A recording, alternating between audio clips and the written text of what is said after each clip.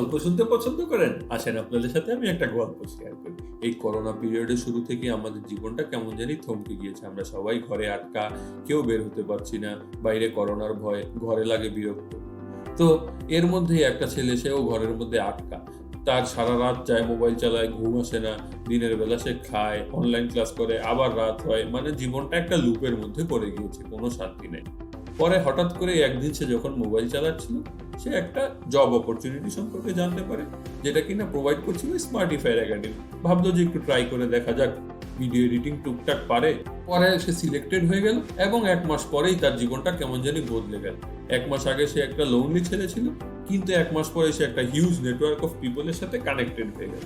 আপনারা ভাবছেন আমি আপনাদের সাথে মজা করছি? যদি বলি এটা আমার নিজের স্টোরি। হ্যালো, আমি আব্দুল্লাহ মোহাম্মদ আতিক হোসেন। বর্তমানে কর্মরত আছি ভিডিও এডিটিং ইন্টার্ন হিসেবে স্মার্টিফায়ার একাডেমিতে। আসেন আমি আপনাদেরকে বলি আমি এই 1 মাসে স্মার্টিফায়ার একাডেমি থেকে কি শিখলাম। লেসন 1, ধৈর্য। আমি আগে অনেক অল্পতেই অধৈর্য হয়ে যেতাম। দেখা যেত যে নিজে চুল ছিঁড়া শুরু করছি, আমি পারবো না আমি বলে হতাশ হয়ে যাচ্ছি।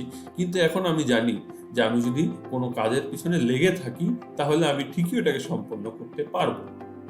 লেসন 2, একসাথে কাজ করার সুবিধা। আগে আমি একা কাজ করতাম দেখি স্ট্রেস ফিল করতাম, ব্যাক অফ দ্য মাইন্ডে আমার একটা পেইন কাজ করতো।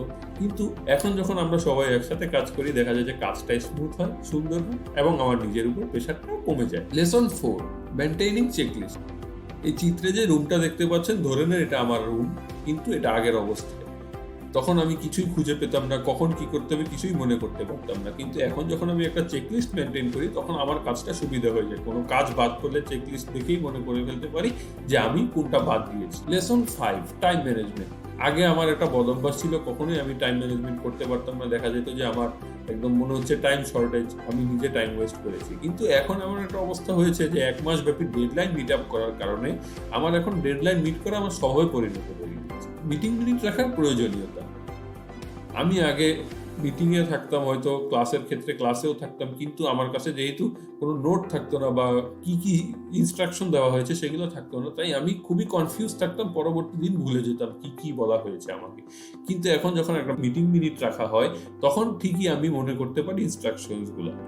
ভাবছেন 1 মাসে কিভাবে এত বড় পরিবর্তন হয়ে গেল? কারণ আমরা একসাথে কাজ করেছি, তাই আমাদের গন্তব্যে পৌঁছাতে আমাদের সহজ হয়েছে। আর যে মেন্টরশিপটা আমি পেয়েছি স্মার্টিফায়ারের কোর মেম্বারদের কাছ থেকে, এর জন্য আমি তাদের কাছে কৃতজ্ঞ।